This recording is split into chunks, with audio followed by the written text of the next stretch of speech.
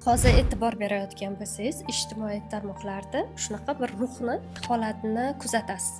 Ayollar va erkaklar kurashib ketmoqda ikki jins o'rtasida. Nima uchun? Chunki ayollar boshqa onasidek qiynalib, azoblanib yashashni xohlamaydi, erkaklar esa xuddi otasidek yashashni xohlaydi.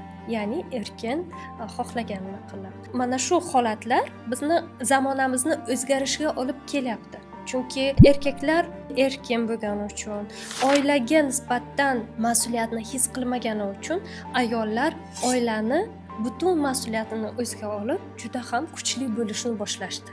Va endi yana qo'shimcha bilimlarni olib, yanada ular kuchayib borishmoqda. Mana misol uchun yaqinda Reels chiqardim va bu Reels ayollarga taalluqli bo'lsa-da, u Reelsni hadeb erkaklar qoraladi. Chunki erkaklar avvalgiday, ya'ni hamma ayollar Zumraddek bo'lishni xohlaydi. Endi u zamonlar boshqa qaytib kelmaydi. Xohlaysizmi, xohlamaysizmi, erkaklar yanada oilaga nisbatan mas'uliyatni his qilib, farzandi, rafiqasi uchun ham e'tibor berishni boshlaydi. Ayollar esa ham ishda, ham oilada o'zini namoyon qilishni boshlaydi.